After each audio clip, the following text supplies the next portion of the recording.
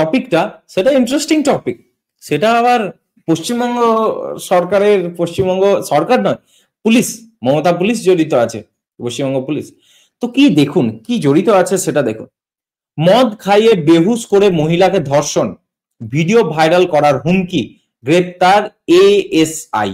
ঠিক আছে, তো মদ খাইয়ে বেহুশ করে মহিলাকে ধর্ষণ করছে এবং ভিডিওকে ভাইরাল করে দেওয়ার হুমকি দিয়েছে কলকাতা মানে পশ্চিমবঙ্গ পুলিশের এক কর্মী। তো কি হয়েছে সেটা দেখুন। আমরা এখানে পড়বো জিনিসটা। তো বলছে বন্ধুত্ব শুরু হয়েছিল জেলের ভিতর।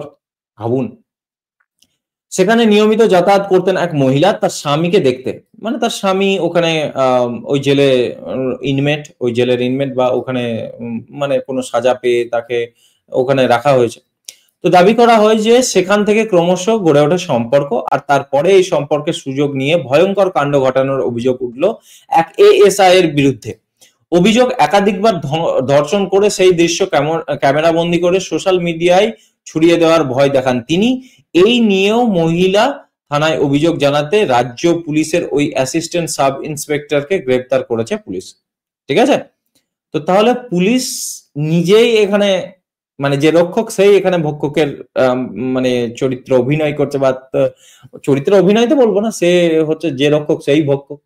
এবং এটা আমরা বারবার দেখেছি পশ্চিমবঙ্গ পুলিশের এই রেপুটেশনের উপরে এই যে মানে কালা ধাব্বা, এটা একবার নয়। আমরা তো জানি এ তো দলদাস, এরা সম্পূর্ণ দলদাস, পশ্চিমবঙ্গ সরকারের দলদাস। এরা এরা কোনো ইন্ডিপেন্ডেন্ট এন্টিটি নয় বা ইন্ডিপেন্ডেন্ট কোনো অর্গানাইজেশন নয়, এটা কোনো ল এনফোর্সমেন্ট এজেন্সি নয় পশ্চিমবঙ্গ পুলিশ বা কলকাতা পুলিশ। এরা শুধুমাত্র মমতা ব্যানার্জির নির্দেশে কাজ করে, টিএমসি পার্টির হয়ে কাজ করে। ঠিক আছে, তো তাদেরই এক সাব ইন্সপেক্টর এক মহিলাকে ধর্ষণ করছে একাধিকবার, তারপর সেই মানে ভিডিও বানাচ্ছে তা, এবং তাকে হুমকি দিচ্ছে যে আমরা সোশ্যাল মিডিয়ায় মানে যদি বলে দিস তো তাহলে সোশ্যাল মিডিয়ায় ছড়িয়ে দেব। তো কি হচ্ছে, ওই মহিলার যে স্বামী সে 2020 সালে ভুয়ো ভ্যাকসিন কোভিড ভ্যাকসিন কেলেঙ্কারিতে গ্রেপ্তার হয়েছিলেন। তারপর তাকে প্রেসিডেন্সি জেলে রাখা হয়। তার সঙ্গে দেখা করতে যেতেন ওই মহিলা। সেই সময় অর্থের অভাবে পড়ায় পরিবার দুটি গাড়ি বিক্রি করতে চেয়েছিলেন তিনি। ঠিক আছে, আর সেই সূত্র ধরেই পরিচয় হয় পুলিশের ওই অফিসারের সঙ্গে।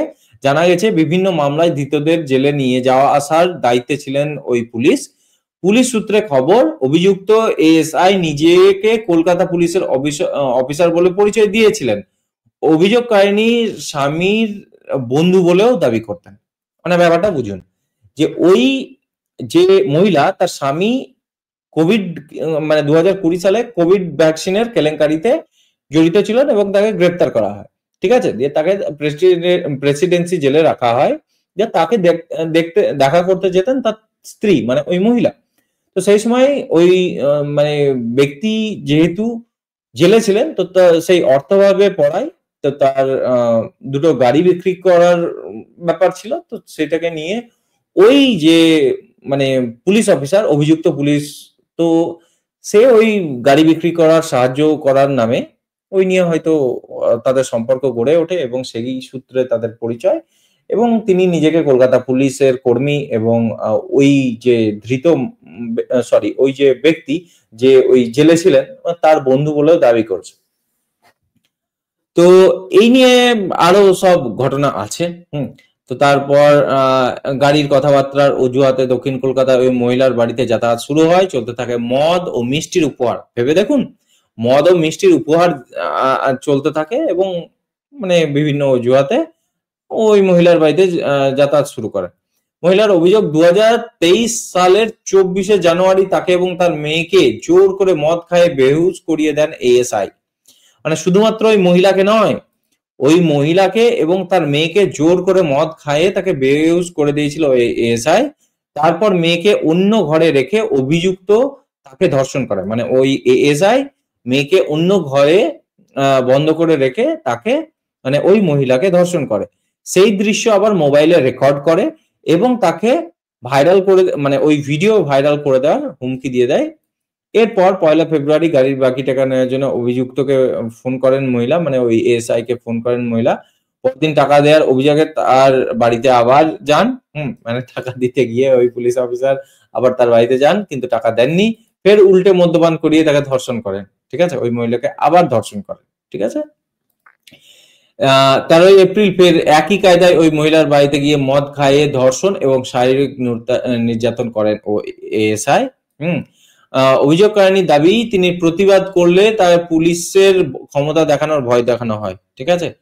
তো তাহলে অভিযোগ করলে বুঝতেই পারছো আমি পুলিশ আছে, আমি কি করতে পারি তোমার। ঠিক আছে? তোমার পুরো লাইফ শেষ করে দেবো, তোমাকে মানে ভুয়ো মামলায় ফাঁসিয়ে দেবো। এভাবেই তো হয়। আমাদের মতো যারা ইউটিউবে এই রিপোর্টিং করছে, বা একরকম আপনি বলতে পারেন যে এই সরকারের কাজকর্মগুলো তুলে ধরছে, হ্যাঁ, বা নিউজ রিপোর্টিং বলতে পারেন, বা ইউটিউব ইনফ্লুয়েন্সিং এর কাজ করছে, আমাদেরকে তো আকছার মানে ইয়ে করে, থ্রেট করে এইসব মানুষ, এইসব লোকে।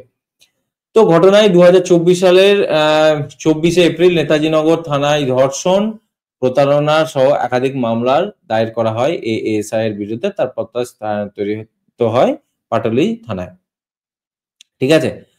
তো এখানে আরো একটা ইন্টারেস্টিং ব্যাপার, এই যে ধৃত যে ব্যক্তি, ঠিক আছে, আমি এই সম্পর্কিত যতগুলো পোস্ট পড়লাম, মানে নিউজ পড়লাম, তো তাতে একটা জায়গাতেও, মানে এটা যেমন ধরুন হিন্দুস্তান টাইমস, মানে হিন্দুস্তান টাইমস এর মানে বাংলা, ঠিক আছে, হিন্দুস্তান টাইমস বাংলার রিপোর্ট এটা। তো এখানেও আমি পাইনি ওই অভিযুক্ত ব্যক্তির নাম। এছাড়াও আমি মনে হয় জির কিছু নিউজ পড়ছিলাম,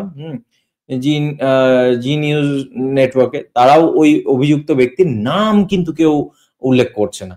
কোনো নিউজ রিপোর্টিং এ ওই যে অভিযুক্ত এএসআই আছে তার কোনো নাম দেওয়া নাই। ওই কলকাতা পুলিশের লোক হোক বা পশ্চিমবঙ্গ পুলিশেরই হোক, ওই এএসআই এর নাম কোনো জায়গায় দেওয়া নাই। আমি খুঁজলাম অনেক, ইভেন টুইটারেও আমি খুঁজলাম, কিন্তু ওই ব্যক্তির নাম আমি উদ্ধার করতে পেলাম না। বুঝতেই পারছেন, নামকে লুকানো হয়েছে ডেলিবারেটলি। ঠিক আছে? তো ও আচ্ছা, ওই ইয়েটাতে দেখছিলাম না। তো হ্যাঁ, এখানে আরো একটা ব্যাপার দেখুন, ধৃত ব্যক্তি হচ্ছেন বিবাহিত, মানে ওই এএসআই মানে যে অভিযুক্ত, ওই ব্যক্তি হচ্ছেন বিবাহিত, তার আদি বাড়ি হচ্ছে বোলপুরে। এবং তার আইনজীবী অবভিয়াসলি বলেছে যে তিনি নির্দোষ, তাকে ফাঁসানো হচ্ছে। তো এই হলো ব্যাপার। তো দেখুন, পুলিশের যে ব্যাপার-স্যাপার সেটা আমাদের কাছে নতুন কিছু নয়। হ্যাঁ? যে এইটা দেখে আমরা পশ্চিমবঙ্গবাসী কিছু অবাক হচ্ছি যে পুলিশ এরকম কাজ করতেই পারে না, একদম নয়। আপনি যদি ১০০ জন পশ্চিমবঙ্গবাসীকে জিজ্ঞাসা করেন যে আপনার কি মনে হয় যে পুলিশের এএসআই এরকম কাজ করতে পারে? কোন মহিলাকে মানে মদ খাইয়ে বেহুশ করে বারংবার তাকে ধর্ষণ করে সেই ভিডিও ভাইরাল করার হুমকি দিতে পারে? ১০০ জনের মধ্যে ১০০ জন পশ্চিমবঙ্গবাসী বলবে যে হ্যাঁ, মানে পশ্চিমবঙ্গ পুলিশ এটা করবে, করতেই পারে। একটা মানুষও অস্বীকার করবে না, এই পশ্চিমবঙ্গের একটা মানুষও অস্বীকার করবে না যে না, পুলিশ এরকম করতে পারে না। ১০০ জনের ১০০ জনও বলবে।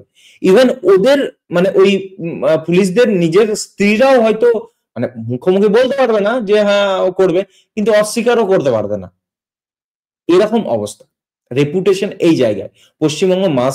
পশ্চিমবঙ্গবাসী মানে কলকাতা পুলিশ হোক বা পশ্চিমবঙ্গ পুলিশ হোক, তাদের ব্যাপারে তাদের ধারণা শুধুমাত্র এরকম, কারণ ওরা জানে এরকম। এবার হ্যাঁ, এই ধারণাটা পশ্চিমবঙ্গবাসীর ভিতরে ঢুকিয়ে দিয়েছে এই পশ্চিমবঙ্গের পুলিশই। এমন নয় যে হঠাৎ করে মানে এটা ভুয়ো ধারণা বা পশ্চিমবঙ্গবাসী ভুল ভাবছে, এরকম নয়। পশ্চিমবঙ্গের মধ্যে যদি কোনো একজন মানুষের বা কোনো একটা অর্গানাইজেশনের বা ওই কোনো অর্গানাইজেশনের সঙ্গে জড়িত কোনো ব্যক্তির মানে সম্মান নেই বা একরকম তলানিতে, এমন কোন অর্গানাইজেশন আপনি যদি আমাকে বলেন যে এমন কোন অর্গানাইজেশনের নাম করুন, এরকম 10টি অর্গানাইজেশন যাদের রেপুটেশন বা সম্মান একদম তলানিতে, তো তাহলে প্রথমে উঠে আসবে পশ্চিমবঙ্গ পুলিশ। এই পশ্চিমবঙ্গের মাটিতে দাঁড়িয়ে পশ্চিমবঙ্গবাসীকে যদি আপনি জিজ্ঞাসা করেন, তাহলে একজনও তাদের সপক্ষে পাবেন না। এবং যাই পশ্চিমবঙ্গ পুলিশ তাই কলকাতা পুলিশ, জানেনই, কি আর বলবো। তো এইটা দেখে আমরা পশ্চিমবঙ্গবাসীরা মানে অবাক কিছু হই না। আমরা জানি যে হ্যাঁ, এই জিনিস হবে।